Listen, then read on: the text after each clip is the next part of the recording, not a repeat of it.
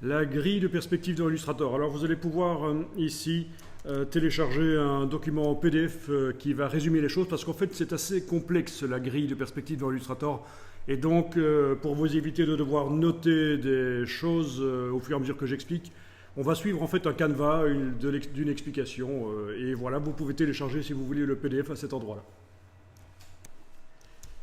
Bon, alors le document, je vais le lire moi, mais j'ai une version RTF. C'est-à-dire que je vais pouvoir éventuellement le modifier pendant que j'explique, pour le corriger.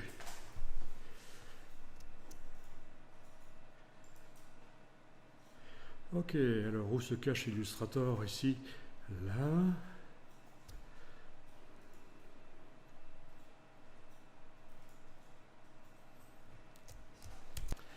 Alors, je vous ai mis ici un lien, un lien vers ma chaîne YouTube, déjà, ma chaîne YouTube où je poste régulièrement des vidéos sur Illustrator. Voilà. Mais surtout, je vous ai mis un lien vers la première peinture qui a utilisé le principe de la perspective tel qu'on connaît, donc la perspective moderne. Voilà. C'est un site sur lequel vous allez trouver cette peinture-là qui est assez connue, qui est reconnue en tout cas comme étant la première peinture qui utilise la technique de la perspective à point de fuite.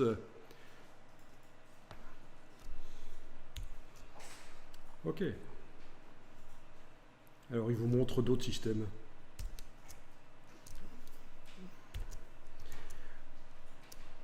Ok. Ça c'est pour la petite page culture, voilà. Je ne vais pas faire comme d'autres, m'excuser de faire un peu de culture parce que la culture c'est bien. Alors ok, donc première chose, manipuler la grille de perspective. Donc vous allez détacher les deux outils de perspective de la palette des outils principales parce qu'on va devoir souvent passer rapidement de l'un à l'autre. Et donc en les détachant ce sera plus facile.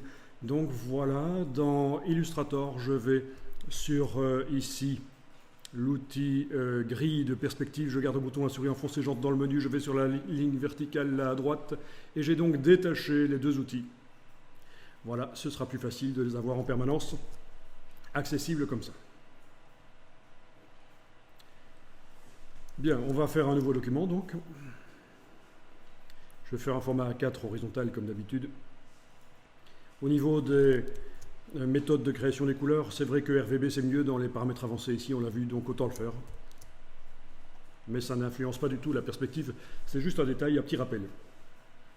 Et donc je vais enclencher l'outil de perspective.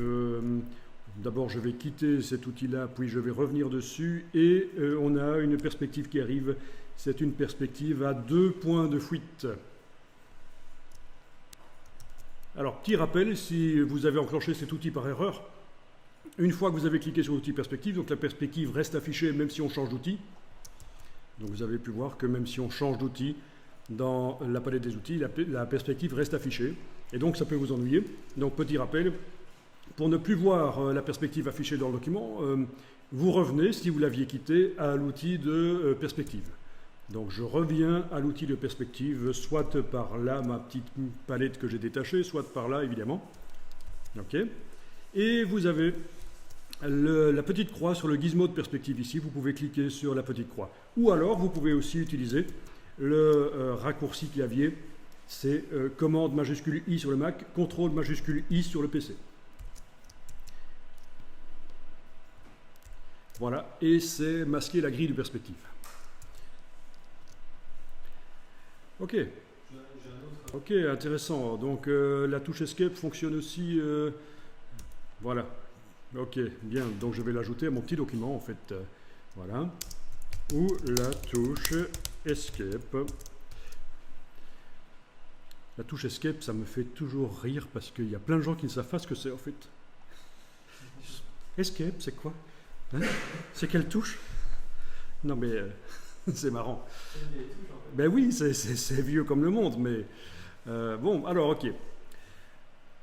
Donc on va choisir le type de perspective avec lequel on va travailler, mais ici on va en fait commencer par la perspective à 2 points de fuite. Donc une fois que vous avez la perspective qui apparaît, vous avez dans le menu affichage, grille de perspective, vous avez ici les trois grands types de perspectives ici, à 1 point, à 2 points ou à 3 points de fuite. Mais nous, on commence par celle à 2 points de fuite, et donc c'est celle qui arrive de toute façon là par défaut. Vous avez la perspective à 2 points de fuite qui est déjà là visible. Ok, alors, première petite astuce qu'on va voir ici, la touche Alt et cliquer sur les boules en bas fait passer les plans de plan gris à plan plein, plan masqué. Eh bien, on va tester ça. Donc, j'enfonce la touche Alt et je vais aller cliquer sur les petites boules ici. Voilà, j'ai un plan plein. Je peux essayer pour un autre aussi, voilà. Pour le sol aussi, voilà. Si je reclique, ça le masque. Si je clique à nouveau, ça le fait réapparaître sous forme de grille. Donc, c'est comme ça. Il y a 3 étapes possibles. Plein, masqué ou sous forme de grille.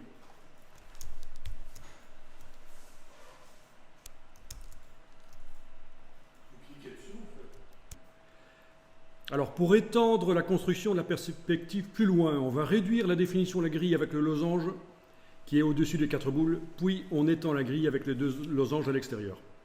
Alors, je vous montre. Je vais réduire la définition de la grille. Avec ce losange-ci, je le monte et je lâche le bouton.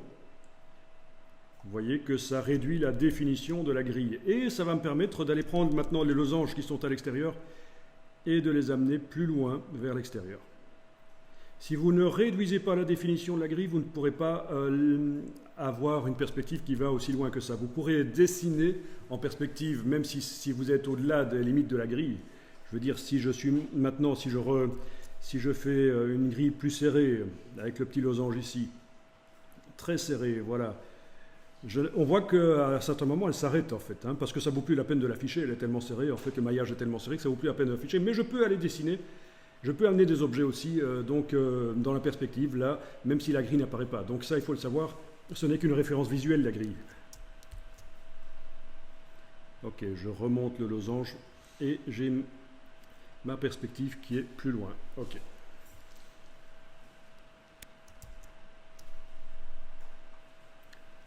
En bas, parmi le groupe de 4 boules, la boule du haut est un point qui voyage dans la perspective pour référence. Donc en bas, parmi le groupe de 4 boules, la boule du haut, c'est celle-ci, est un point qui va pouvoir se déplacer dans la perspective pour référence. Et on voit qu'il est attaché à la grille, mais c'est parce que c'est réglé comme ça pour l'instant. Il se cale sur les croisements de la grille horizontale, dans ce cas-ci, voilà. Voilà. Ok. Alors sur le côté, en bas, les indicateurs losanges permettent de déplacer l'entièreté du système de perspective d'Illustrator. Donc sur le côté en bas, c'est-à-dire, donc je vais zoomer en arrière ici dans Illustrator, peut-être passer plein écran, touche F, barre d'espacement bouger dans sa fenêtre. Donc sur le côté en bas, les losanges ici permettent de déplacer l'entièreté de la grille. Ça sera utile notamment pour le déplacer d'un plan de travail à l'autre, mais on n'a pas encore travaillé dans Illustrator avec plusieurs plans de travail.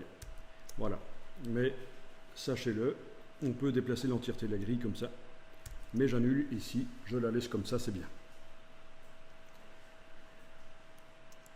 Bon, je vais peut-être agrandir un peu le plan de travail pour que les bords ici ne perturbent pas visuellement. Je vais simplement prendre l'outil plan de travail et avec les poignées sur le côté, je vais l'agrandir de manière à voir la totalité de ma perspective, ce sera plus sympa. Ça ne change rien du tout à la perspective, bien entendu. Mais c'est visuellement plus intéressant, je pense, d'agrandir le plan de travail. Donc avec l'outil plan de travail, tout simplement, en prenant les poignées, on l'agrandit. Si je quitte l'outil plan de travail, les poignées n'apparaissent plus. Je ne suis plus dans la partie modification du plan de travail. Ok.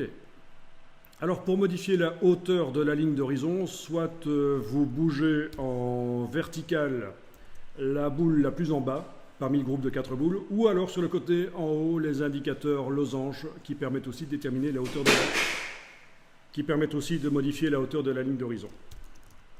Donc j'enclenche l'outil de perspective et quand je bouge donc la boule qui est la plus en bas, voilà, c'est la ligne d'horizon. En quelque sorte, c'est la hauteur du spectateur, en fait, par rapport à la ligne d'horizon. Et les losanges du côté permettent de faire ça aussi, mais différemment.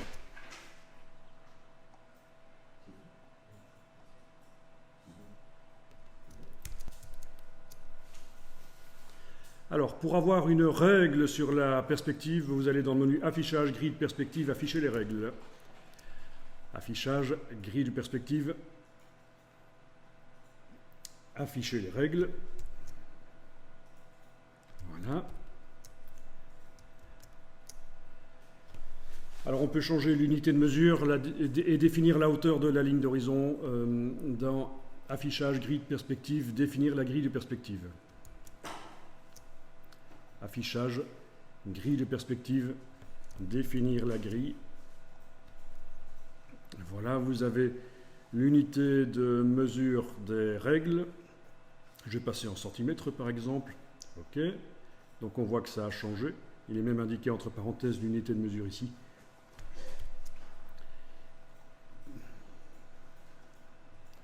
Et vous avez la hauteur horizontale.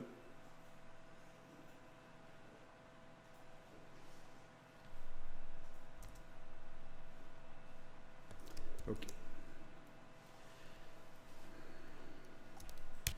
Mais bon, franchement, ceci, vous pouvez le faire manuellement.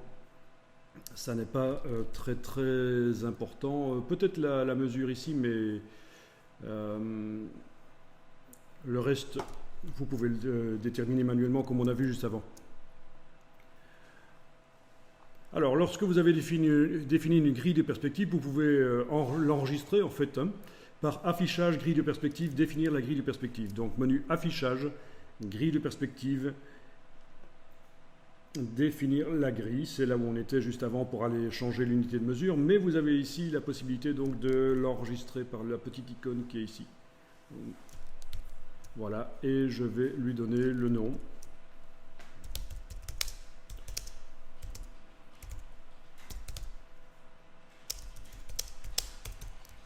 Vous donnez le nom que vous voulez. Ça peut être le nom d'un boulot, ça peut être une date, ça peut être une description de la grille.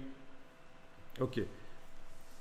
À partir de là, dans le menu affichage grille de perspective, vous allez la retrouver dans le type de grille dont il s'agit. Donc c'est une perspective à 2 points et je retrouve en effet ce pré-réglage que je pourrais récupérer par la suite. Si je la bouge et que c'est une erreur de l'avoir bougée et que j'arrive pas à la remettre en place, je pourrais la récupérer au bon endroit par là. Alors, dessin basique en dehors ou sur la grille. Pour travailler temporairement en dehors de la perspective, on clique sur le pourtour du cube dans le gizmo de perspective. Donc le gizmo de perspective, c'est cette chose. Et pour travailler temporairement en dehors de la perspective, je clique sur le pourtour, c'est là. Donc il n'y a aucune des faces qui est activée. Et ça veut dire que je peux donc aller dessiner en dehors. Je peux ici faire un rectangle par exemple, lui donner une couleur de fond, pas de couleur de contour par exemple, voilà. Et ce rectangle, je vais pouvoir par la suite l'amener sur la perspective. Et donc voilà, pour mettre un objet déjà dessiné à plat, c'est-à-dire comme on le fait d'habitude dans Illustrator, c'est exactement ce que je viens de faire là avec mon rectangle, je viens de le dessiner en dehors de la perspective, il a été dessiné à plat. Pour le mettre sur la perspective, il faut activer dans le gizmo le plan sur lequel on veut le placer. Donc dans le gizmo ici, je vais activer le plan sur lequel je veux le placer. Par exemple, si je veux le placer sur le plan ici à droite, dans le gizmo ici, je vais cliquer sur le plan de droite. Et puis je vais le déplacer sur ce plan-là avec l'outil de sélection de perspective. Donc l'outil de sélection de perspective, c'est celui-là, donc celui qui est juste à côté de l'outil de grille. Si je prends mon rectangle, je le déplace, il est directement en perspective et on le voit. Il est en perspective. Vous pouvez évidemment le placer en dehors de la grille. Il est de façon toujours en perspective. Ok, je vais quand même le placer sur la grille ici pour qu'on voit. Et alors, il se cale sur la grille, mais vu qu'il n'a pas la bonne dimension, il ne va pas se caler parfaitement, c'est logique. Hein. Voilà. Bon, on peut encore le bouger après avec le même outil.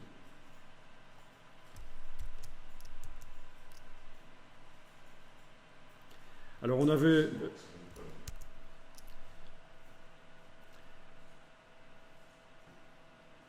Bon. Alors vous avez une autre option, c'est menu objet, perspective, joindre au plan actif. Mais attention, s'il s'agit d'un objet qu'on met sur le plan horizontal, il ira soit au-dessus de la ligne d'horizon, soit en dessous. Ça dépend de sa position initiale quand il était encore à plat. Ben, on va tester ça. C'est-à-dire que vous allez ici créer à nouveau un rectangle, mais en cliquant d'abord sur le pourtour du gizmo pour dire que je travaille en dehors de la perspective. Je vais à nouveau tracer un rectangle. Le voilà, je vais lui donner une autre couleur de fond. Voilà. Et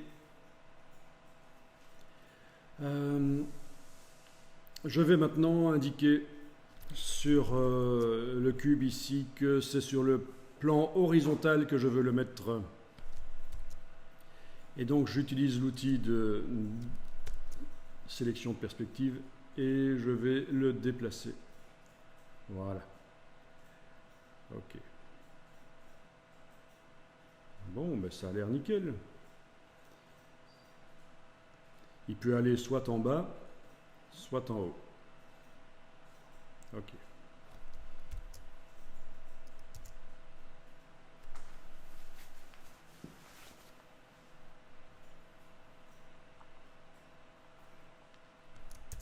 Alors, une fois que je l'ai déposé, si je le déplace, je vois que je n'arrive plus à le faire passer sous la ligne d'horizon. Vous confirmez? Enfin, ça dépend. Si vous l'avez placé sous la ligne d'horizon, vous n'arrivez plus à le faire passer au-dessus de la ligne d'horizon. Bon, ben, il y a une solution. Il y en a certainement d'autres que celles que je vais expliquer, mais ce sera expliqué un peu plus loin en fait.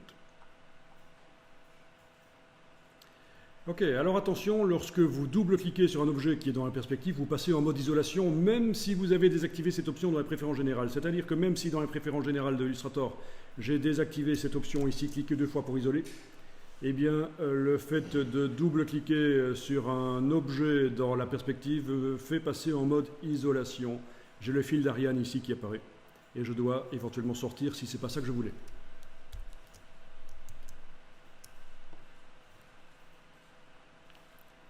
Ok, alors pour redimensionner un objet en perspective, il faut que le cadre de sélection soit affiché dans le menu affichage. Ce sont donc les poignées de transformation manuelle qui apparaissent sur le pourtour des objets. Bon, j'ai pris l'habitude ici de le désactiver, cet affichage du cadre de sélection, parce que ça perturbe. Donc je vous explique ici, je vais cliquer, juste, vous ne le faites pas ceci, je clique juste ici pour vous montrer que, voilà, lorsque je trace des objets, il y a en fait un cadre de sélection qui apparaît quand je sélectionne un objet ou l'autre autour de ce qui est sélectionné. En fait, il y a un cadre qui apparaît qui me permet de le transformer. C'est un cadre de transformation manuelle. Transformer pour agrandir, rétrécir, etc. Et souvent, je vous ai dit de ne pas l'afficher parce que je trouve ça perturbant. Et c'était dans le menu affichage. Je vous avais dit de masquer le cadre de sélection. À partir de là, quand les objets sont activés, on ne voit plus le cadre. Ok, mais sauf que ici, pour redimensionner les objets sur la grille de perspective, il va falloir absolument qu'ils soient visibles. Donc, si ce n'est pas le cas, vous l'affichez. Menu affichage, afficher le cadre de sélection. À ne pas confondre absolument avec masquer le contour de sélection ou afficher le contour de sélection, ce n'est pas du tout la même chose. Il s'agit ici du cadre de sélection. Donc le cadre de sélection est apparent. Voilà, je vais supprimer mes objets ici, c'était juste pour vous montrer. Et donc je vais redimensionner les objets qui sont sous la perspective. Avec l'outil de sélection de perspective, vous allez pouvoir redimensionner en prenant les poignées. Ok, j'y vais. Je prends l'outil de sélection de perspective, je clique sur l'objet, je prends les poignées et on voit que ça redimensionne l'objet. Si je prends une poignée du centre d'un segment, ben, ça ne redimensionne que dans un sens. Si je prends une poignée du coin, ça redimensionne dans les deux sens. Si je veux que ça reste proportionné pendant que je redimensionne, j'enfonce la touche majuscule pendant que je prends une poignée du coin. Ok, là je n'enfonce plus la touche majuscule, je peux redimensionner dans un sens ou l'autre. Et on voit que ça correspond à la grille de perspective, pas de problème. Parce que je fais ça avec l'outil de sélection ici de perspective. Si je faisais ça avec la flèche blanche ou noire, ça ne correspondrait plus du tout à la perspective. Même chose pour l'autre là au-dessus. Je peux le redimensionner et on voit que il est donc en perspective sans problème. Je le déplace, je le redimensionne comme je veux.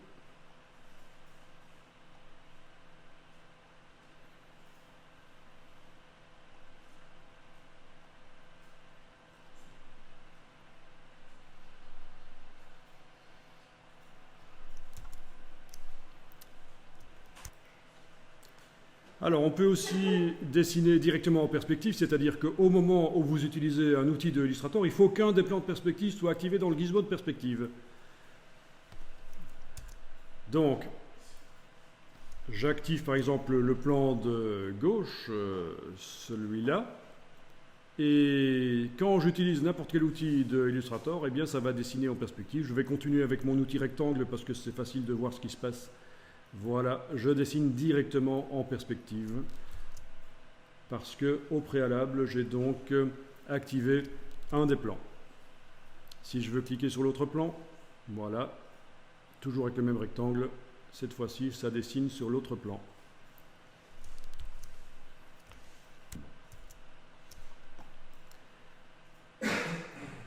Alors, pour dessiner en se calant sur la grille de perspective, vous enclenchez magnétisme de la grille dans le menu affichage grille de perspective. Donc, dans le menu affichage grille de perspective, j'enclenche magnétisme de la grille, mais c'était déjà enclenché et je l'avais vu que c'était enclenché, puisque quand je déplaçais un objet, quand je le redimensionnais, quand je le trace, il se cale sur la grille. Donc voilà. C'est déjà enclenché. Mais il y a un truc vicieux. Il y a un truc vicieux, c'est que si dans le menu affichage, le magnétisme de la grille est enclenché, alors ça va entrer en conflit avec le magnétisme de la grille de perspective. Ça veut dire quoi? Eh bien, dans le menu affichage, vous avez ici magnétisme de la grille. En fait, c'est une grille 2D. Vous pouvez l'afficher si vous voulez. Menu affichage, afficher la grille. Voilà une grille 2D qui apparaît. Et quand, dans le menu affichage, vous activez magnétisme de la grille à cet endroit-ci,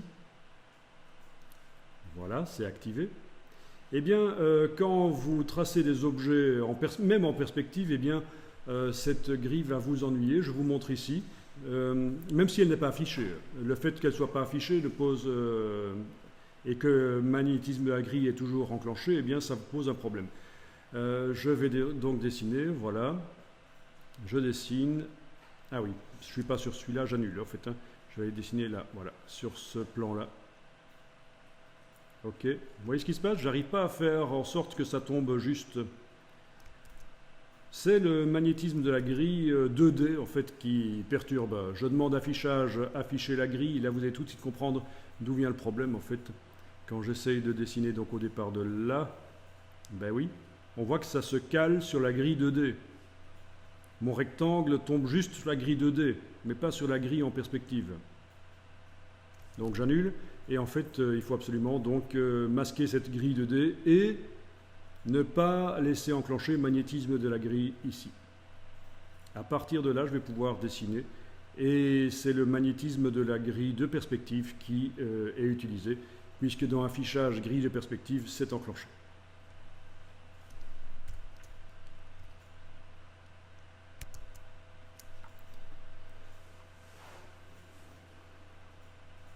Notez que la grille de perspective ne va pas fonctionner très bien lorsque le maillage sera assez petit.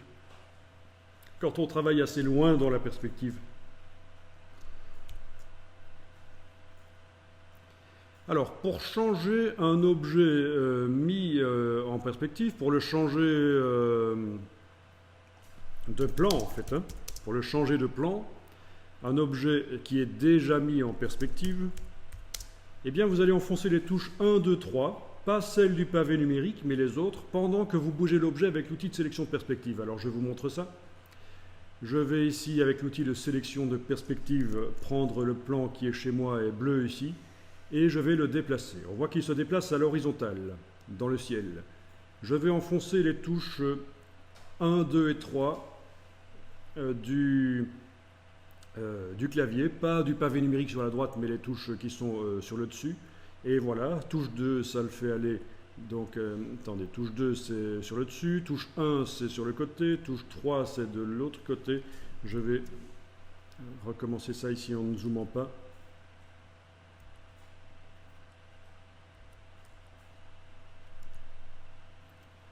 Ok, bon, je vais le lâcher là, puis je vais le redéplacer.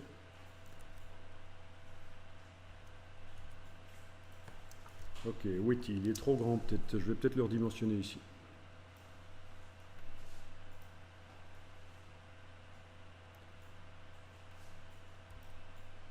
Ok, ça marche. 3, j'arrive à le mettre finalement. Ok, donc touche 3, c'est pour le faire aller sur le plan ici, qui apparaît en orangé chez moi. Touche 1, c'est pour le faire aller sur le plan qui apparaît ici en bleu. Et touche 2, c'est au-dessus. Enfin, au-dessus, c'est en horizontal en tout cas. Donc on a 1, 2 et 3. Voilà, c'est comme ça que vous allez pouvoir donc déplacer des objets. Ici, celui-ci qui est sur ce plan-là, je vais le faire passer sur l'autre plan. Donc touche 1, et voilà, il passe sur l'autre plan. Je le refais passer sur le plan d'où il venait, touche 3, voilà. Je le fais passer sur le ciel, voilà, il est là. Je veux le faire passer sur le sol, je le déplace, mais ça ne marche pas. Donc ce que je vais faire, oui, c'est ça l'astuce. Est-ce que c'est expliqué juste après dans le document? Voilà, c'est ça. Pour transférer un objet horizontal d'un côté à l'autre de la ligne d'horizon, voilà comment vous allez procéder. Donc, en le déplaçant avec l'outil de sélection de perspective, je le fais passer sur un des plans verticaux, donc dans ce cas-ci, celui-là. Et si je le fais passer sous la ligne d'horizon, maintenant, quand je le déplace et que j'enfonce la touche 2, il est sur le sol. D'accord? Donc, c'est comme ça. Je veux le faire repasser dans le ciel. Je suis obligé de le faire passer sur un des plans verticaux, soit celui de gauche avec la touche 1, soit celui de droite avec la touche 3. Peu importe. Et puis, une fois qu'il est là, je le déplace au-dessus de la ligne d'horizon, puis je le déplace à nouveau et j'enfonce la touche 2. Il est maintenant dans le ciel. Voilà. Il y a certainement d'autres solutions, mais voilà celle que je propose pour arriver à faire passer un plan au-dessus de la ligne d'horizon. Mais c'est normal, hein, c'est parce qu'en fait, quand vous déplacez là, un objet qui est en horizontal, vous le déplacez là, Illustrator croit que vous voulez le mettre très loin si vous vous rapprochez de la ligne d'horizon. Il devient de plus en plus petit. Voilà. C'est ça que je voulais vous dire tout à l'heure. Ok. Si vous trouvez d'autres solutions, vous me le dites, ça m'intéresse. Il y en a peut-être, mais en fait, il faut savoir que la documentation sur la perspective, sur la grille de perspective, la documentation sur la grille de perspective d'Illustrator, celle qu'on trouve sur le web, les explications en général sont assez nébuleuses et parcellaires. Et donc, c'est assez difficile d'avoir des bonnes explications et une vue d'ensemble. Bah, il faut dire que c'est parce que c'est complexe aussi. Hein. Vous voyez que c'est une des seules parties du cours ici que je fais en ayant un canevas en fait. Hein. C'est pas pour rien. C'est parce qu'il faut pas oublier ce qu'on a à dire. Ok. Alors je vais enregistrer le premier document ici. Vous enregistrez aussi pour avoir ça dans vos archives. Donc dans le dossier d'aujourd'hui. Je vais appeler ça « Étude de la perspective, partie 1 ». Voilà.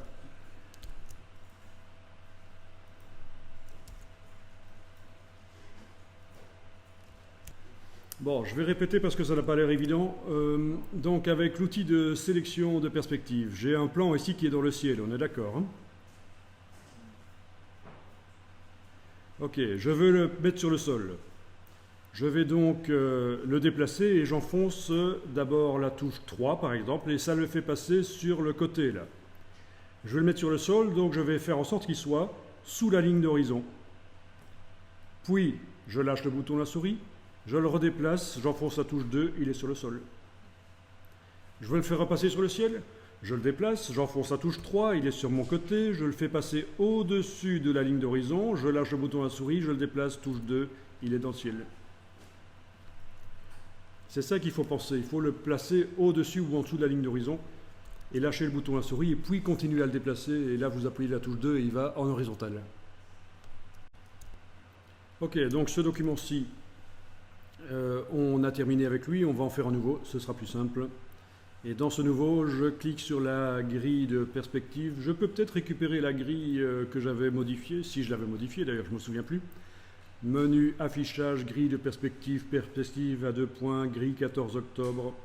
Ah ben oui, je l'avais modifié.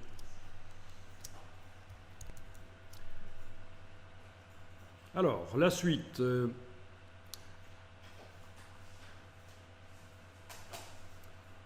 Ah tiens, j'ai loupé une étape qui disait que pour dupliquer un objet dans le plan de perspective, il fallait le déplacer tout en enfonçant la touche Alt.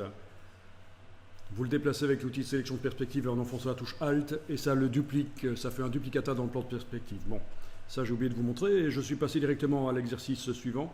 D'ailleurs, je vais noter dans un nouveau document. Vous essayez ce qui va suivre avec des dessins verticaux seulement en fait. Hein. Donc ce que j'appelle des dessins, c'est par exemple des rectangles. Et après nous verrons comment ça fonctionne aussi avec des dessins horizontaux.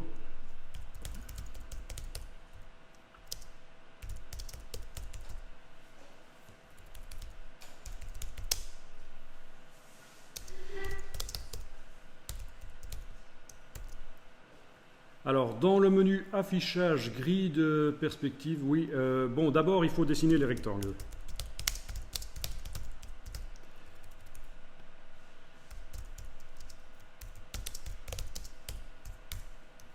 Donc, je vais prendre l'outil de dessin de rectangle de Illustrator, évidemment. Je vais indiquer sur quel plan je travaille, par exemple sur celui de droite, voilà. Et je vais commencer à dessiner à l'origine ici, et je fais donc un dessin comme ceci, voilà. Je vais lui donner une couleur de fond et pas de couleur de contour. Pas de couleur de contour, une couleur de fond. Voilà. Puis je vais aller dessiner sur l'autre plan.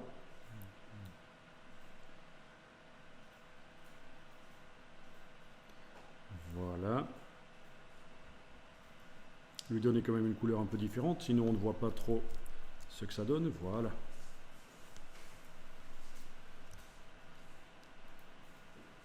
Ok. Vous savez que si ça vous perturbe, avec l'outil perspective, vous pouvez enfoncer la touche Alt et cliquer sur la boule la plus en bas, une fois, deux fois, et vous ne voyez plus le plan horizontal. Vous l'avez masqué. Touche Alt, je reclique, il apparaît à nouveau. Moi, ça ne me dérange pas de le voir, mais voilà. Bien. Donc vous avez dessiné des rectangles, puis dans le menu affichage, grille de perspective, vous allez enclencher, verrouiller la position. Dans le menu affichage, grille de perspective, vous allez enclencher, verrouiller la position, pas la grille. Ok, maintenant si je retourne dans affichage, grille de perspective, je vois qu'on me propose de déverrouiller le point de situation. Ça veut dire que j'ai verrouillé en fait la position. C'est bon.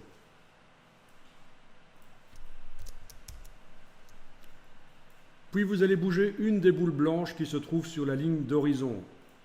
C'est le point de vue du spectateur qui va se déplacer en horizontal. Les deux plans verticaux vont bouger et les objets qui ont été dessinés sur les plans bougent aussi. Alors je fais ça. Donc on a sur la ligne d'horizon deux boules blanches. Si je bouge,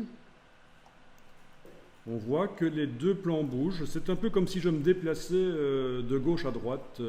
C'est mon point de vue sur la scène en fait. Et ça marche parce qu'on a été verrouillé la position. Ok, ça va? Vous voyez? Alors, il s'agit sans doute d'une nouveauté que tout le monde n'a pas ici. Alors, on va aller voir dans le menu Aide à propos de Illustrator. Qu'est-ce que ça vous indique au niveau de la version? Je suis en 17.1, moi. Vous êtes en 17.0, c'est possible que vous n'ayez pas ça. Et ceux chez qui ça marche, vous êtes en 17.1? C'est ça, donc c'est une nouveauté de la 17.1. Et ben voilà. Donc, tant pis, hein, c'est pas très très grave, c'est juste un truc qui peut être intéressant. Bon, ben voilà, ceux chez qui ça marche pas, vous allez en arrière de manière à ce que vos objets soient bien calés sur la grille que vous avez créée. Ça veut dire que vous n'avez pas le choix. Si vous êtes avant la 17.1, avant l'upgrade 1 de CC, eh bien, vous devez décider une fois pour toutes avant de dessiner quelle est la perspective. Donc, la bonne nouvelle, c'est que Illustrator continue d'évoluer plus de 20 ans après sa sortie. C'est quand même un logiciel qui date. Hein. Il y a combien? 26 ans? Oui, ça date de 87 en fait. Alors, bonne question. Ça sert à quoi? Eh bien justement, si ce n'est pas enclenché, c'est quelque chose qui est expliqué plus loin en fait dans... Oui, c'est ça. Lorsque cette option n'est pas enclenchée, alors les deux points de fuite peuvent être bougés indépendamment, mais les objets ne suivent pas le mouvement, ils restent en place là où ils étaient construits. Logique. Hein. Et donc chez vous, cette histoire d'objets qui ne bougent pas, de toute façon, ils ne bougent pas, que ce soit enclenché ou pas. Par contre, quand vous allez déverrouiller le point de situation, vous allez pouvoir donc bouger un des points de fuite indépendamment de l'autre qui ne bouge pas. Vous voyez? Ça n'est pas comme si je tournais autour de l'objet comme ce qui se passait avant. C'est juste une face, la perspective d'une des faces verticales. Là, je fais CTRL Z de temps en temps. C'est juste la perspective d'une des faces verticales qui change. Et les objets ne sont pas attachés, en fait. Donc voilà. Si je réenclenche verrouiller la position, je vous remontre que les deux faces bougent ensemble. Et quand je lâche le bouton à souris, les objets ont suivi le mouvement. Voilà. Bon, je vais aller en arrière ici.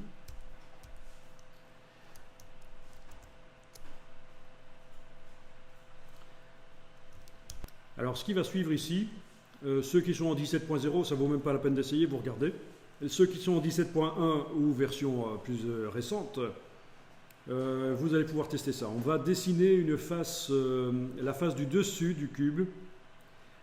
Ça, vous allez quand même pouvoir le faire, même si vous êtes en 17.0, mais juste la suite, vous ne saurez pas le faire. On va dessiner la face du dessus du cube. Ah oui, mais ça suppose que vous avez dessiné un cube dont on a une vue sur le dessus. Autrement dit, si votre cube il ressemble plutôt à ça, eh bien ça ne va point marcher parce qu'il n'y a pas de face visible. On est d'accord, hein? Donc il faut s'arranger pour qu'il y ait le dessus qui soit visible. Avec l'outil de sélection de perspective, je vais redimensionner. Je vous rappelle que pour ça fonctionne, il faut que dans le menu affichage, le cadre de sélection soit enclenché, affiché, pour pouvoir redimensionner les objets en perspective. Et vous vous arrangez pour voir le dessus du cube. Je vais le faire quand même assez, comment dire, assez plat, pour avoir quand même une belle face, pas juste une petite tranche de jambon de supermarché, extra fin. Ok. Et je vais donc dessiner la face supérieure avec un rectangle et je dois indiquer dans le gizmo que je travaille en horizontal. Voilà. Et voilà.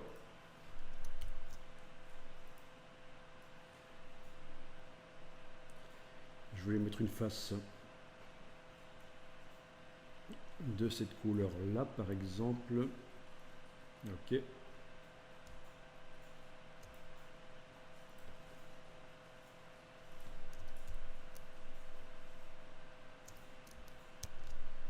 Donc on est bien d'accord, c'est de la fausse 3D. On n'est pas en train de faire de la 3D dans Illustrator, c'est vraiment du dessin en perspective, c'est de la fausse 3D. Un truc qui peut être bien, c'est de mettre des objets Illustrator dans une vraie photo, et pour ça, il faut positionner la grille de perspective de manière à ce que ça corresponde à la perspective dans la vraie photo. Ça suppose qu'on voit la perspective aussi. Si vous avez une photo de montagne avec de la neige dessus, la perspective, il n'y en a pas trop, mais si c'est une photo d'une ville avec, ou d'une table avec vraiment, d'un dessus de table avec vraiment des points de référence, la perspective, on peut la deviner et essayer de placer notre grille de perspective par-dessus la photo pour que ça corresponde. Ce sont des choses qui se font aussi dans Photoshop. Maintenant, les grilles de perspective pour augmenter le réalisme de l'intégration d'objets. Ok, alors ici, dans le menu affichage grille de perspective, le point de situation doit être verrouillé, donc pas de problème, c'est le cas chez moi. Je vais donc prendre maintenant l'outil de sélection de perspective, l'outil de perspective pour que les boules apparaissent, et je vais prendre les boules là qui sont sur le côté. Et je vais tourner l'objet comme j'ai fait tout à l'heure, puisque je suis dans la version 17.1. Et vous voyez qu'il y a un truc bizarre qui se passe. Le dessus ne fout le camp. J'annule, je bouge dans un autre sens. Voilà, ça fout le camp, ça ne marche pas. Et pourquoi? Je vais vous expliquer plus tard en fait. Ce sera expliqué plus tard comment faire en sorte que ça fonctionne. Donc là, j'annule, mais vous avez vu que ça ne fonctionne pas. Alors, on dirait que le dessus horizontal du cube n'est pas attaché aux faces verticales du cube. Le dessus ne bouge pas de la même manière que les faces, et on va expliquer ça un peu plus loin. Ok, je passe à la suite. Le dessin avancé.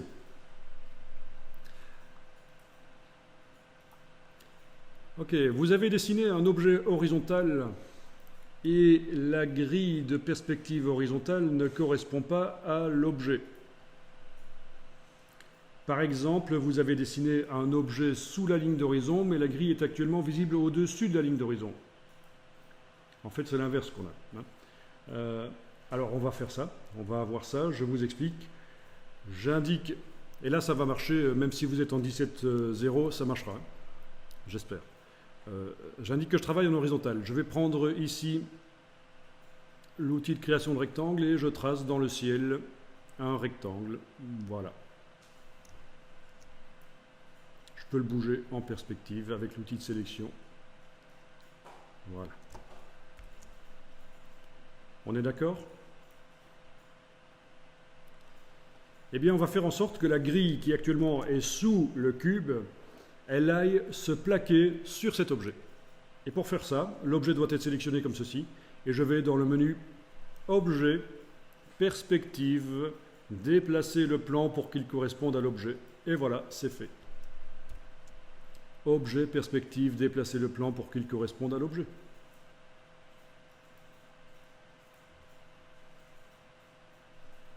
Alors, avec l'outil de perspective, je vais pouvoir éventuellement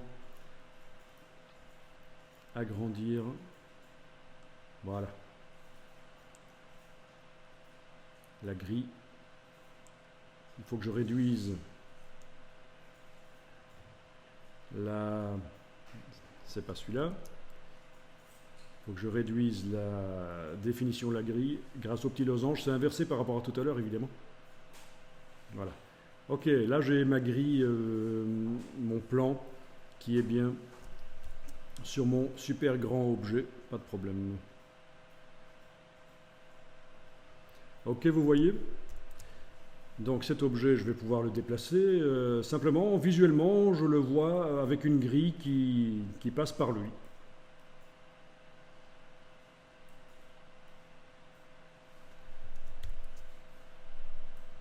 Je vais le redimensionner. Voilà.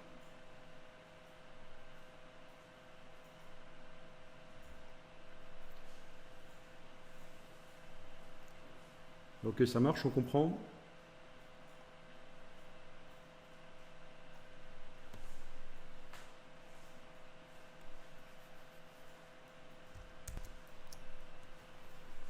Donc vous avez sélectionné l'objet que vous aviez dessiné. Et dans le menu objet, en haut de l'écran, dans perspective, vous avez demandé de déplacer le plan pour qu'il corresponde à l'objet. Et donc ça vous permet de redimensionner l'objet ou de dessiner d'autres objets à côté en ayant la grille pour vous aider à les placer ensemble dans le prolongement du premier. Exemple, voilà, avec l'outil de perspective, je le fais correspondre à la grille, comme ceci, voilà. Ensuite, avec un autre outil rectangle, je dessine un rectangle ici. Donc ce genre de choses ne sera pas possible si vous n'avez pas fait correspondre la grille à l'objet. Vous n'allez pas pouvoir faire ce genre d'ajout.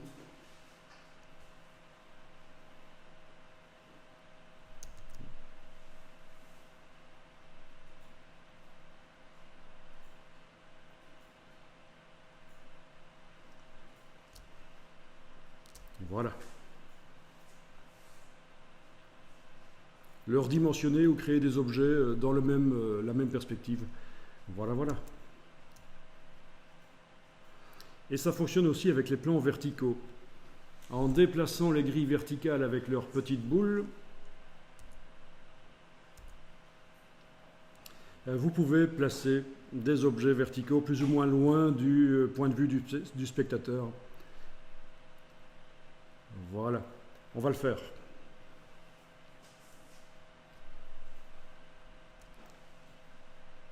Bon.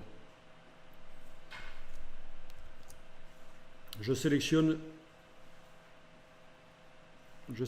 un plan, un objet qui est en vertical. Vous en avez, hein? Et je vais demander la même opération. Objet, perspective, déplacer le plan pour qu'il corresponde à l'objet. Ok, ça n'a pas marché. Si, ça a marché. Ça a marché, simplement il faut que j'agrandisse ma grille maintenant. Oui, avec la boule centrale ici, je vais la déplacer en fait. Voilà. Avec la boule centrale ici, je vais la déplacer. Voilà. Ok. Donc en fait, ma grille sur le côté correspondait toujours à mon objet, il n'y a pas de problème. Il n'y a que l'horizontale que j'avais fait correspondre à l'objet qui est là au sommet. Hein. Mais les grilles verticales correspondaient toujours à la perspective des deux objets ici. Donc ok, on a vu avec la boule ici déplacée. Donc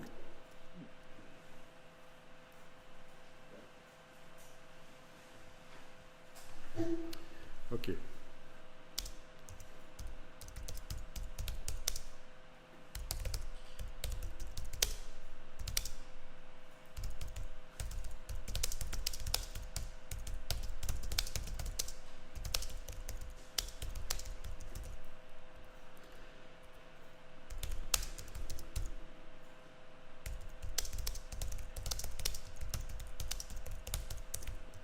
Voilà, donc je complète un peu mon document. Et est-ce que ça marche chez vous? Vous êtes avec cette situation, vous avez votre grille qui ressemble un peu plus à ce qu'elle était au départ? Ok, donc cette fois-ci je vais déplacer la grille qui se trouve ici à gauche. Donc le prolongement ici de la ligne de cette grille, c'est cette boule-ci. Donc je prends cette boule-là et je déplace. Vous voyez qu'on déplace la grille dans la perspective.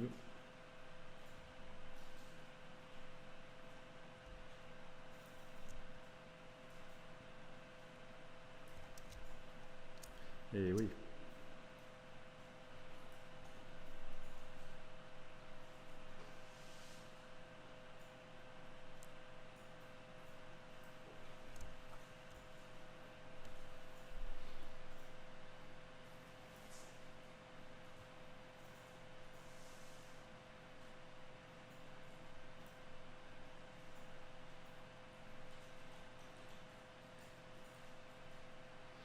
Il faut parfois zoomer fort en arrière.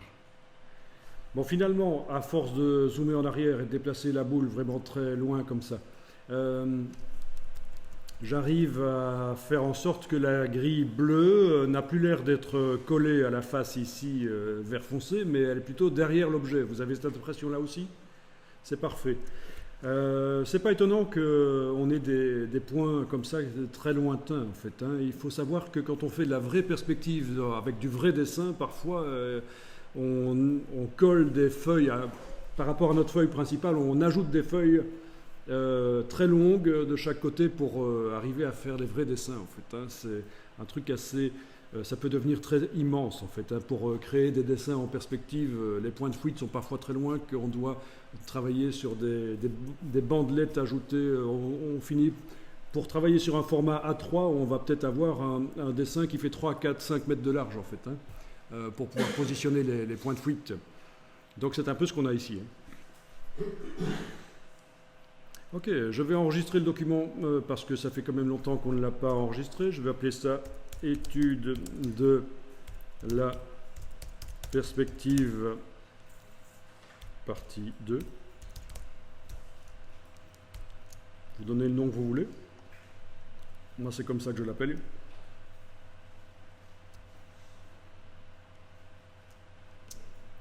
Et alors, sur ce plan, je vais aller dessiner. Donc, je suis bien en train de dessiner. Non, ce n'est pas le bon plan. Il faut que j'indique que je dessine sur ce plan-là. Voilà. Et je vais dessiner. Donc,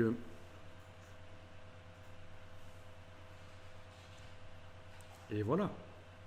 Et je vais lui donner une couleur. Ok, c'est bon. Bien entendu, il y a un truc qui est faux, c'est que c'est censé être derrière le cube.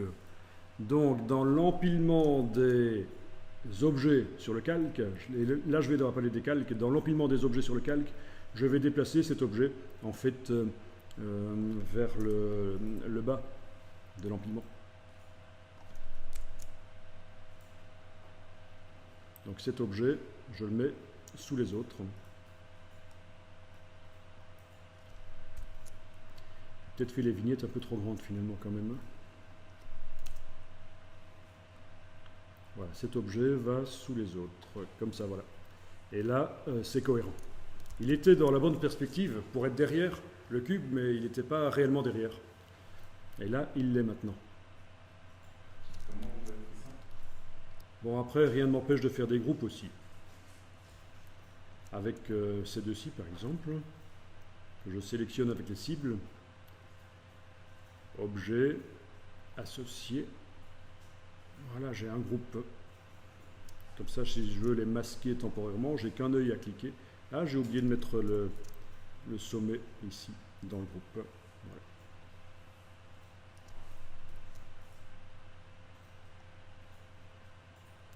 Voilà. Ok. Commande majuscule I pour masquer la grille, si on veut, pour voir ce que ça donne. Hein. Contrôle majuscule I, si vous voulez, sur le PC.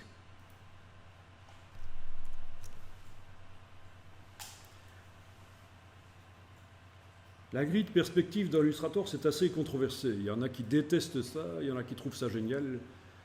Ça ne peut pas remplacer la 3D, ça il faut le savoir. Ça ne remplacera pas la 3D, mais bon, voilà.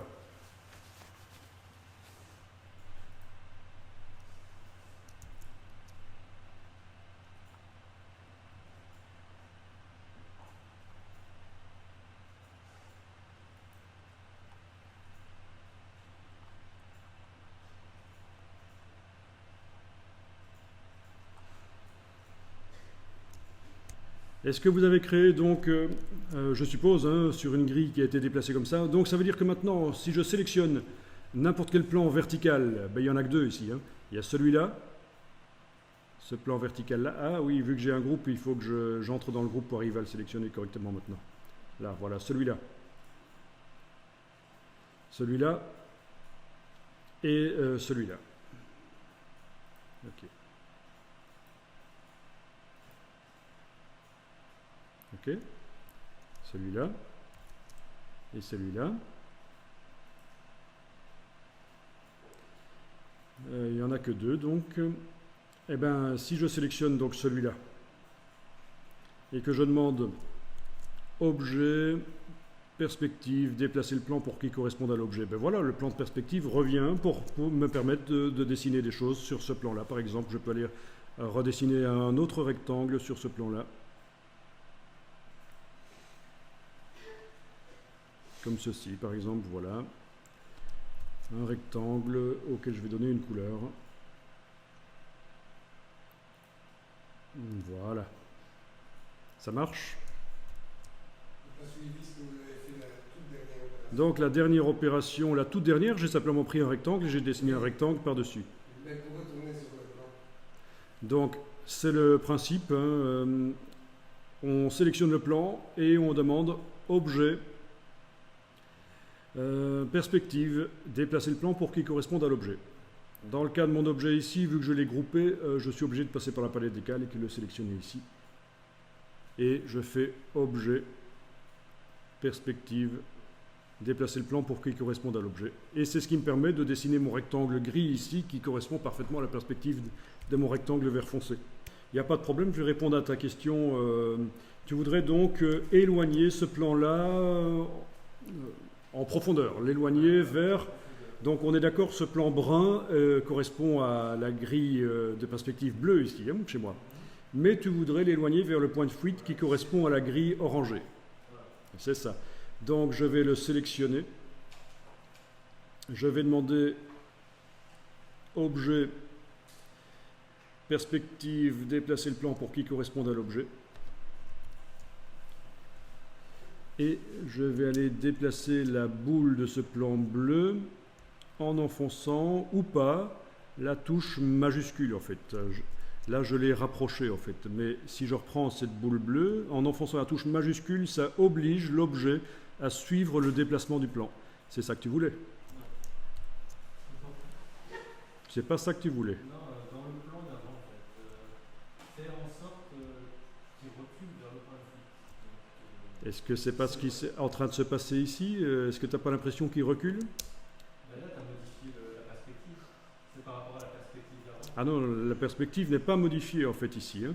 Je modifie le plan de perspective, je m'en sers pour transporter l'objet vers le lointain. Regarde, je vais le rapprocher maintenant. Donc je déplace la boule de la perspective bleue avec la touche majuscule enfoncée. Voilà qui se rapproche. Je veux l'éloigner, voilà. C'est bien ça? Mais là, il fait comme une porte battante en fait. Ses perspectives changent. Moi, ce que je voulais, c'est qu'il s'enfonce. Ce sera toujours comme une porte battante, puisqu'il y a un axe, il y a un point de rotation qui est le point de fuite. On n'est pas en isométrique ici. Ah oui, on n'est pas en isométrique. Voilà, bon, ben c'est ça en fait. C'est pas toujours évident à comprendre, mais c'est ça en fait.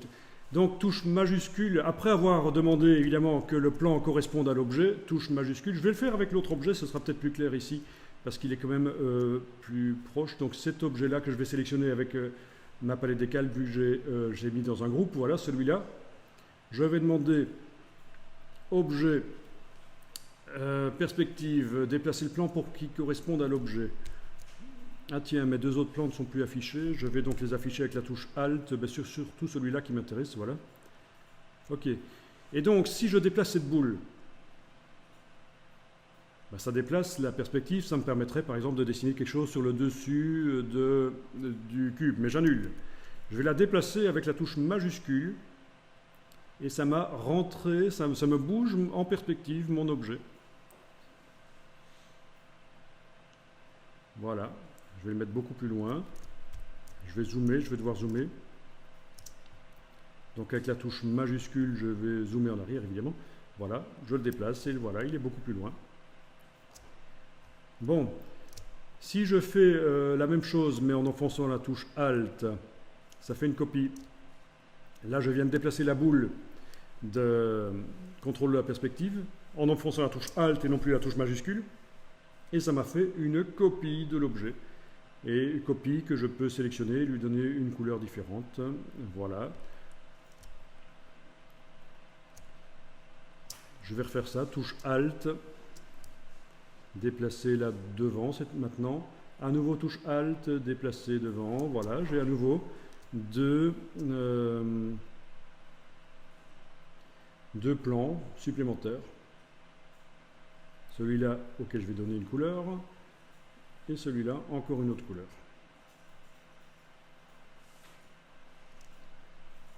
Ok. Waouh, c'est flashy. Voilà.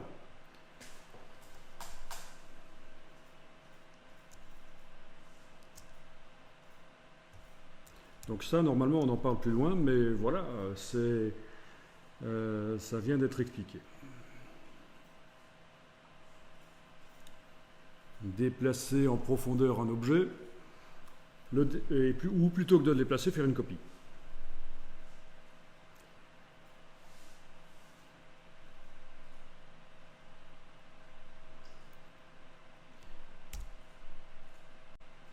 Bon, ok, je vais faire un nouveau document, à nouveau. Et je réenclenche la perspective, voilà. Oui, je peux peut-être aller chercher ma perspective que j'avais déjà mis au point, enregistrée.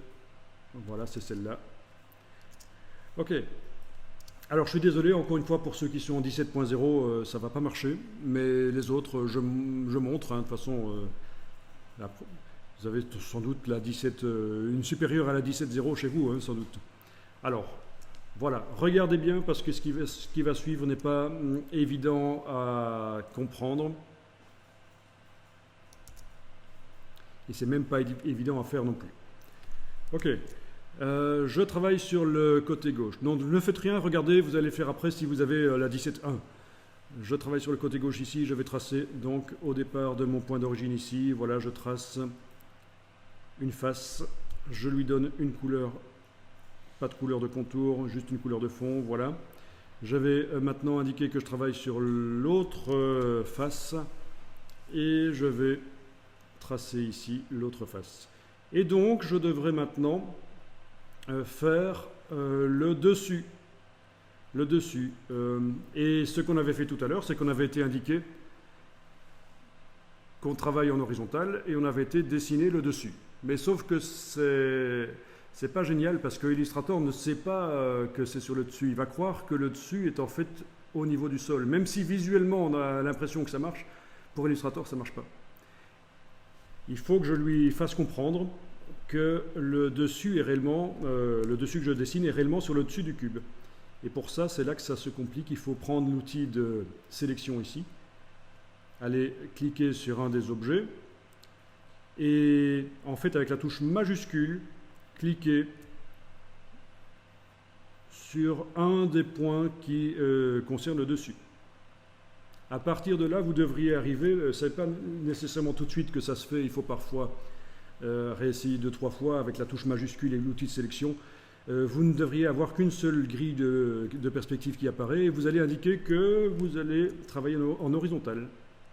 Et voilà, cette grille horizontale, elle n'est pas la même que celle pour le sol, c'est celle pour le dessus. Et maintenant, quand je dessine avec l'outil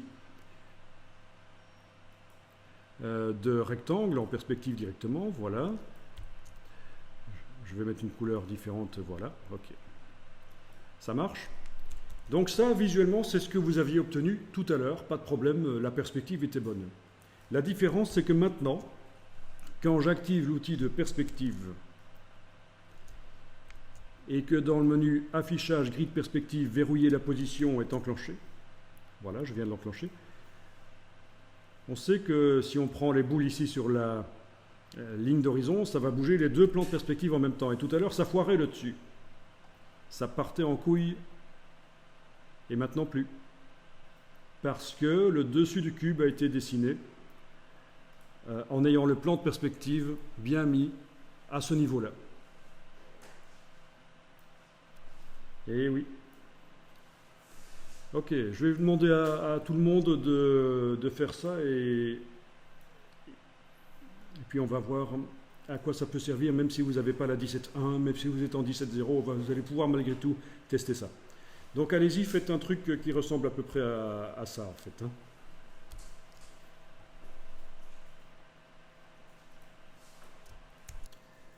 Ok, donc je vais déplacer la grille de perspective qui est bleue ici, la déplacer derrière l'objet, comme ceci. J'ai déjà fait ça tout à l'heure, voilà. Vous voyez, je regarde en fait le bas de la grille pour voir où ça tombe sur le sol.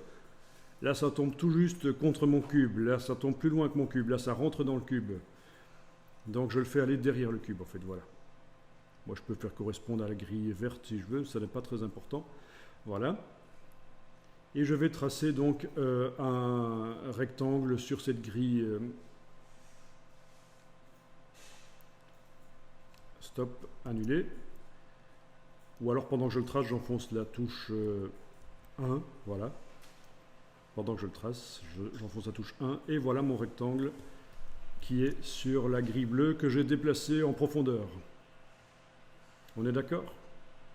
Ce rectangle dans la palette des calques, il doit venir sous les objets actuellement, hein, puisqu'il est derrière mon cube. Donc dans la palette des calques, je le déplace sous les 3 faces de mon cube qui est à l'avant. Bien, je voudrais dessiner une face en perspective ici pour faire l'épaisseur de cet objet. La grille orangée chez moi doit donc venir se coller parfaitement. C'est vrai que je peux dessiner la face directement, mais j'aime autant mettre la grille. Comme ça, Illustrator saura, hein, même chose que la démo tout à l'heure avec le dessus du cube, Illustrator saura que si je modifie la position du spectateur en horizontal, il saura où est ce plan en fait. Hein. Et donc voilà, la solution que je vous ai montrée tout à l'heure pour le cube, je la fais ici. C'est juste pour vous montrer qu'on sait le faire aussi pour les éléments verticaux. Donc vous regardez, vous allez faire après, je prends l'outil de sélection de perspective avec la touche majuscule, je clique sur un des points ici. Puis je vais indiquer que je vais dessiner selon ce plan-là, de droite. Vous voyez le plan orangé qui arrive, il est calé sur le côté droit du rectangle brun. Et je vais donc dessiner un rectangle comme ceci.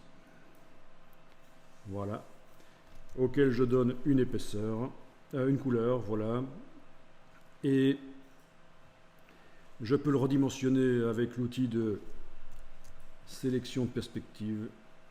Est-ce que affichage... Oui, le cadre de sélection est là, donc normalement si je redimensionne, tiens, les poignées du... Ah, voilà, quand même. Ok, donc je le redimensionne en perspective, je lui donne une plus ou moins grande profondeur, ok. Donc cette petite astuce est pas mal. Et donc ceux qui sont en 17.1 vont pouvoir réactiver l'outil de perspective et vérifier que dans le menu affichage grille de perspective, le point de situation est bien verrouillé, c'est le cas. Je prends une des boules qui sont sur la ligne horizontale, je bouge, et en fait je suis en train, quasiment c'est de la 3D, je suis en train de changer l'angle de vue sur ce dessin en fait, grâce aux boules ici. Depuis la 17.1, c'est possible, c'est une des améliorations.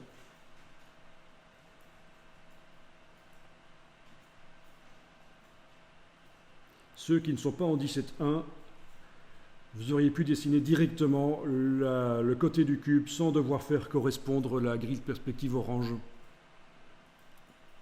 sur l'arête de la face. Donc ce qui a été fait là, tant qu'on n'est pas en 17.1, ça ne sert à rien.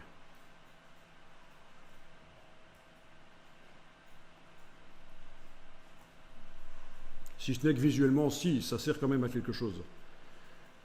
Ça vous servira notamment à dessiner d'autres objets sur le même plan. Oui, oui, ça c'est ce que j'avais dit. Hein.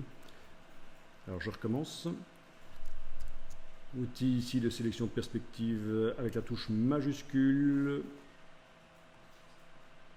Puis cliquez.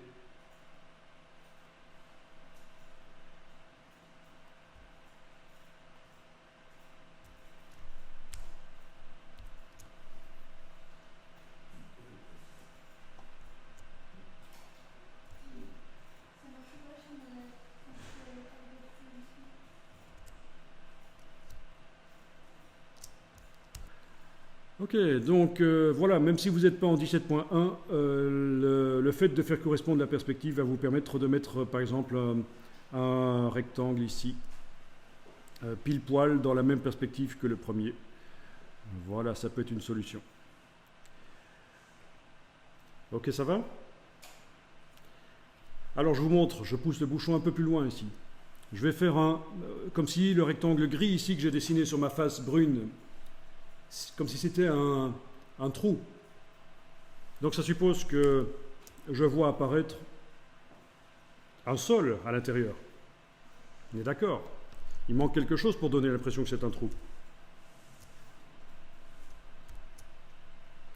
Ok, donc je vais réappliquer le même principe. Avec l'outil de sélection ici, touche majuscule, je clique là. Il n'y a plus qu'un plan qui apparaît. Dans le gizmo, je dis que je travaille sur le plan horizontal. Le plan horizontal correspond à ce point-là. Il passe par le point. Je vais dessiner un rectangle ici. Et voilà. Ok. Voilà, je vais lui donner cette couleur-là. Ok, ok.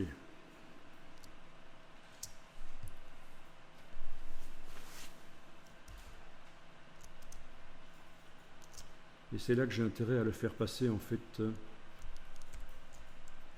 Ça devient un peu compliqué, en effet. Il faudrait qu'il passe en dessous du rectangle brun, mais... Ouais. C'est pas si évident que ça. Il faudrait faire un pathfinder, mais il faudrait mieux prévoir ça après. Donc, je vais ajouter des points, en fait, sur ce rectangle, tout simplement. C'est pas de la 3D, hein, donc on a des petits problèmes ici pour arriver à faire ce qu'on veut. Et oui, ça ne marche pas comme ça.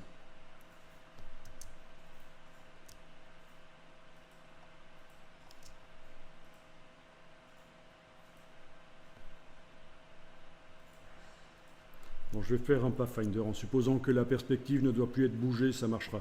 En supposant que je ne dois plus bouger en horizontal le point de vue du spectateur, je peux faire un pathfinder. Donc je sélectionne les deux formes, le rectangle gris et le bleu. Je demande dans le pathfinder ici de faire une division. Division ici, voilà. Et puis avec la flèche blanche, je peux aller sélectionner uniquement cette partie-là, la supprimer. Et voilà, ça donne l'impression que je recherchais. Enfin voilà, c'est pour vous montrer un peu comment ça fonctionne. Et je vais terminer le boulot ici rapidement en dessinant un rectangle. Un rectangle que je ne vais pas mettre dans la perspective. Donc je vais cliquer en dehors du cercle ici de perspective. Voilà.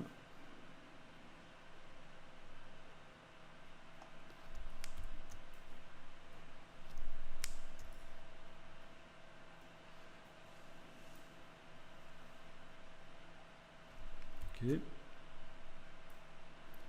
Qui va passer derrière mon objet bleu dans le groupe. Ok.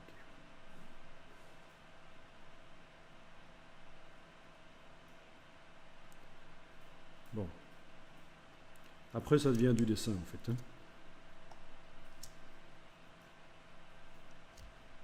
On peut faire la finition avec un dessin par la suite.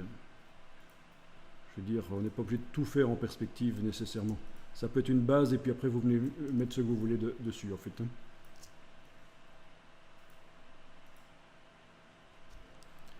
Ok.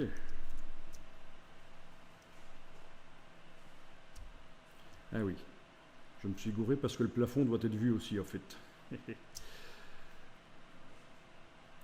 Le plafond devra être vu aussi. Bon. Donc il faudrait que je dessine aussi sur le dessus quelque chose. Bon, ben on va dire c'est bon comme ça.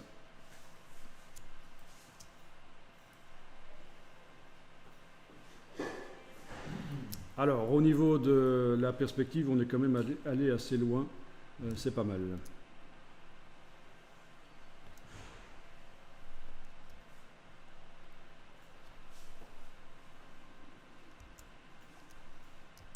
Si vous voulez aller plus loin que ça, il faudra faire de la 3D, je veux dire. Hein. Si vous voulez faire des choses beaucoup plus complexes, la 3D, je vous rappelle qu'il y a un logiciel 3D qui est gratuit et qui est extrêmement performant. Il s'appelle Blender. Blender 3D. Vous allez pouvoir vraiment aller très loin au niveau de la 3D. Et c'est un logiciel open source, donc il n'y a aucun problème.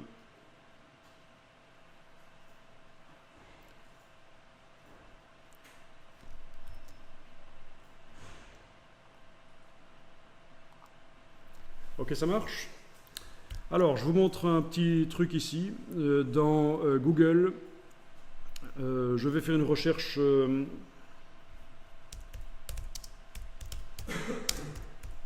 Alors, voyons un peu.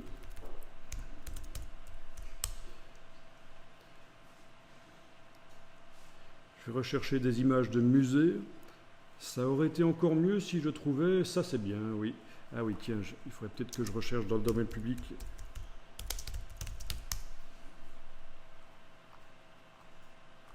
Bon, il n'y a plus grand-chose.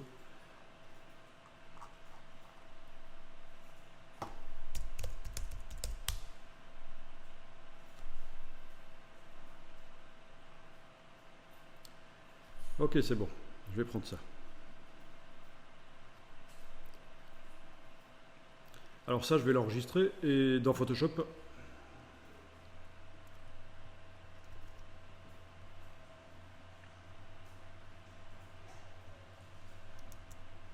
Je veux dire, je vais l'enregistrer et l'ouvrir dans Photoshop.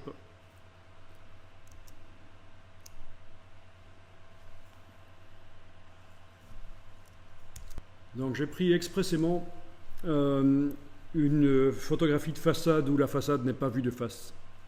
Comme ça, ça me permet de vous montrer un outil dans Photoshop qui remet les façades droites. Je crois qu'on l'avait vu à la formation Photoshop. Cet outil, oui, oui, oui. L'outil de recadrage en perspective. Ok.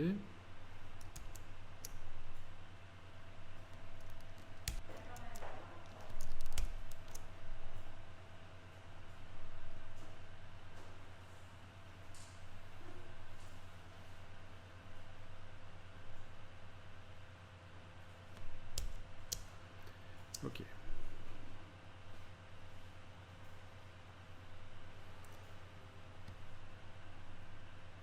Donc derrière l'outil de recadrage de Photoshop, j'ai l'outil correction de perspective par recadrage.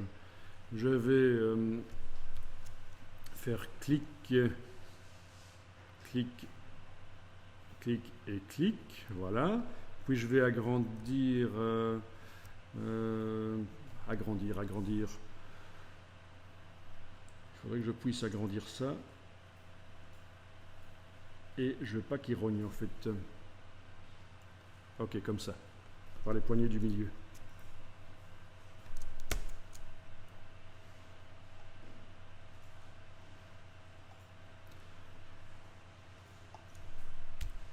Bon, ça marche, hein. Donc je vais valider. Et voilà, j'ai l'immeuble vu de face. Ok, alors ce qui m'intéresse de toute façon, c'est juste la façade. Donc je vais de façon recadrer. Je prends maintenant l'outil de recadrage habituel et je vais recadrer uniquement la façade. Vous avez compris ce que je vais faire? Je vais le mettre sur un cube dans Illustrator en fait. J'enregistre cette image au format Photoshop. Je l'importe dans Illustrator sans la lier. Il vaut mieux que ce soit un objet incorporé, une image incorporée. Donc dans la palette lien, j'ai la petite icône qui m'indique que c'est une image incorporée. Je n'ai pas les diagonales sur l'image, donc c'est une image incorporée. Je vais la transformer en un symbole. Je vais la déplacer dans la palette des symboles. Voilà. Et puis, je vais ici sélectionner avec l'outil de perspective, je sélectionne mon plan qui m'intéresse.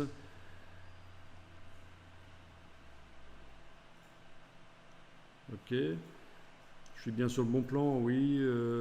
C'est celui-là, le bleu, oui, oui. Et je vais déplacer la façade. Alors, il ne veut pas le mettre. Tiens, tiens, tiens. Normalement, il devrait pouvoir mettre le symbole. Par exemple, si j'essaye avec la fleur, ça va marcher. Si je prends le symbole fleur, je le déplace ici. Voilà. J'arrive à la mettre sur la façade. Voilà.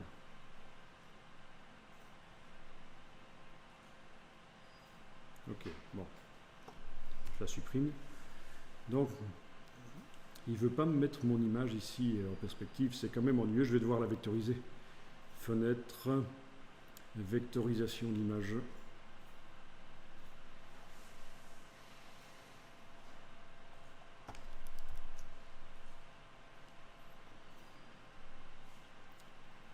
Sortir de la perspective. Alors, pourquoi est-ce qu'il ne veut pas me la vectoriser maintenant?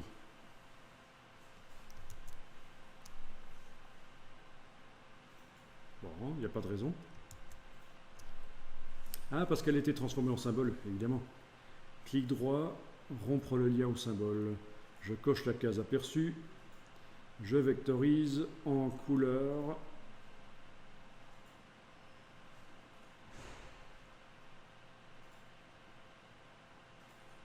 C'est super lent, il faudrait que l'image soit plus légère dans Photoshop. Ok, on va dire c'est bon. Je la déplace dans la palette des symboles. Ok, c'est devenu un symbole. Est-ce que je peux maintenant la placer sur ma perspective ici?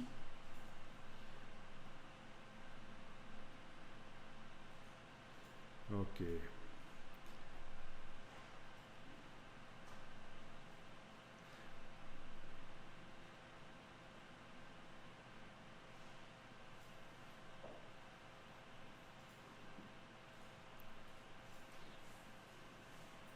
Ben oui, il faut que je décompose la vectorisation avant de la transformer en symbole parce que l'image est toujours dedans en fait. Voilà, je déplace vers la palette des symboles, on va y arriver. Hein.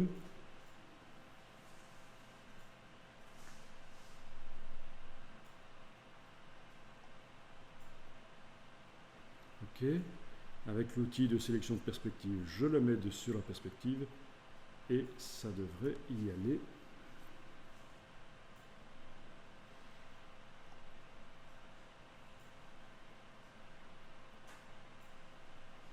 Symbole, on a dit.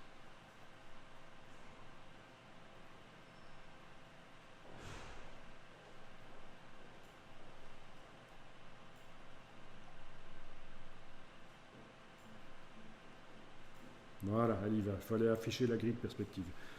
Ok, elle y est allée.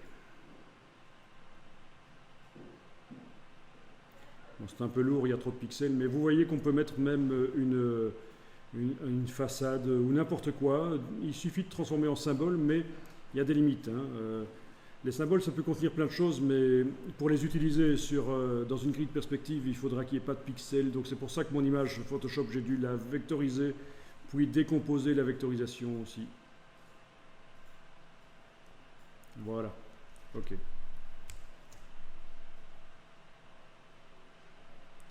Ok. Donc c'est un peu chipot, mais bon, pourquoi pas. Hein.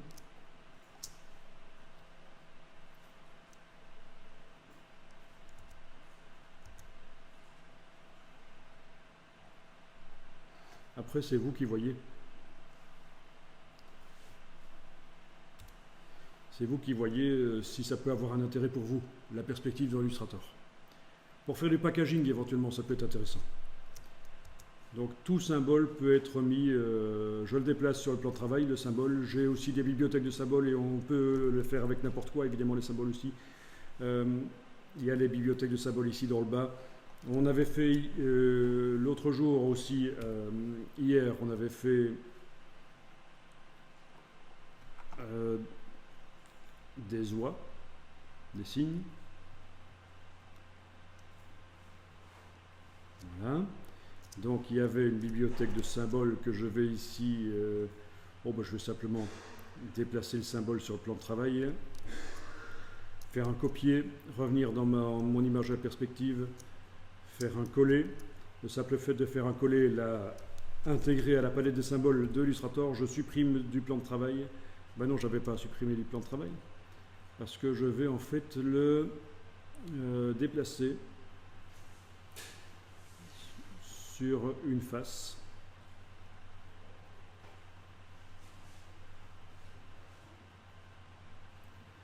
Voilà. Oui. Objet décomposé. Ok. Ah oui, il y a des images là-dedans. Il faudrait les vectoriser, donc problème. Donc ça va pas être si facile que ça. Ok, je vais prendre n'importe quoi. Voilà. La tâche ici. Je sélectionne, je déplace. Ok, la tâche est allée là. Je redimensionne. Donc pour faire du packaging, ça peut servir à faire des simulations de packaging rapides pour ceux qui sont en fait allergiques totalement à la 3D. Ça va vous permettre de faire rapidement du packaging. Pour des boîtes. Bien sûr, si vous voulez faire le packaging pour des sphères, des bouteilles, etc., il y a la fonction 3D de Illustrator, mais ce seront des bouteilles très simples en fait. Hein. Et ça, je vais en reparler de l'outil 3D de Illustrator. Ok, ben je pense que voilà, hein, pour la suite du tutoriel ici, qu'est-ce qu'il y a d'autre dont on n'a pas parlé?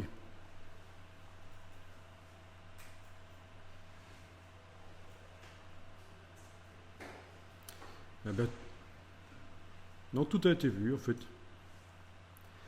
Il vous reste à essayer les perspectives à plusieurs points de fuite, plus que 2 points de fuite, ou moins qu'un point de fuite. C'est tout simple.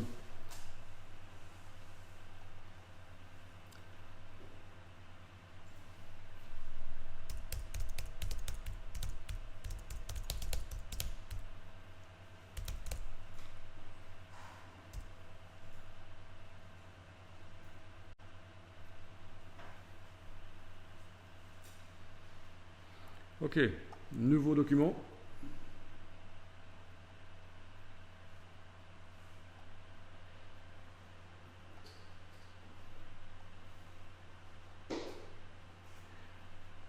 Affichage grid perspective, perspective à 3 points. Et voilà. Je peux bouger avec la boule du centre pour faire monter au-dessus de la ligne d'horizon ou en dessous, ça dépend. Donc si vous voulez donner l'impression d'un building, vous êtes en perspective au-dessus de quelque chose, voilà. Si vous voulez donner l'impression que vous êtes au niveau du sol en dessous et que ça vous écrase, voilà.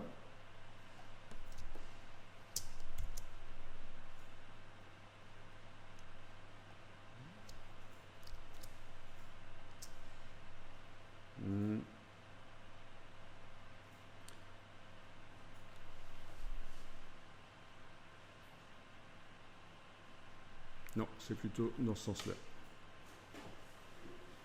Voilà, c'est ça. Il faut remonter ça. Eh ben, ça part en couille. Donc c'est le même principe en fait, sauf que on a 3 points de fuite plutôt que d'en avoir 2 en fait, puisque vous voyez que ce qui est vertical dans la réalité est vu en perspective ici en fait. Hein.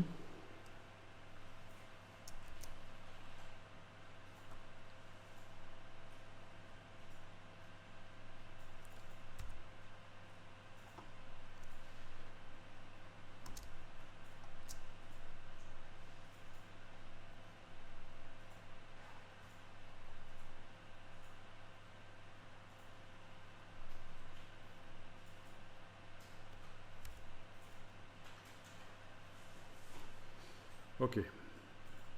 Ça, c'est les perspectives à 3 points de fuite. Ensuite, nouveau document, je vais à nouveau enclencher la grille de perspective, menu affichage, grille de perspective, perspective à 1 point. Alors, dans le cas de la perspective à 1 point, c'est plus simple, vous n'avez qu'un point de fuite.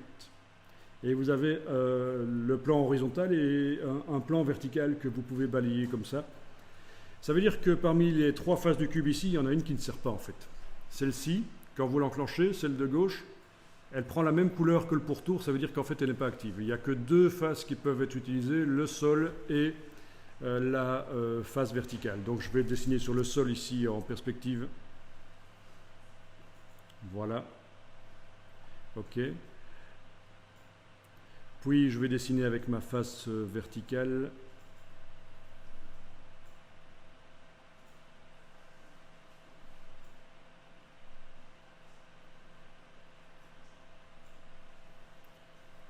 Voilà. dessiner comme ça, voilà. Puis comme ça. Donc comme ils ont la même couleur, mes 3 rectangles, j'ai rapidement fait une impression de porte en fait. Hein. Ok, celui-là, avec l'outil perspective, le remettre comme il faut. Voilà. Et alors pour faire le fond, il faudra être en dehors de la perspective.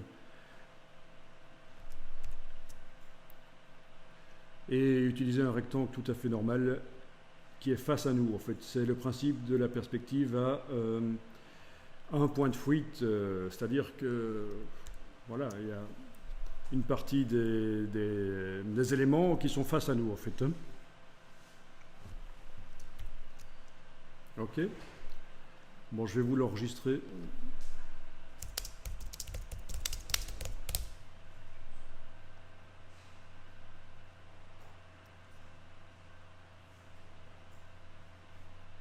Celui-là aussi.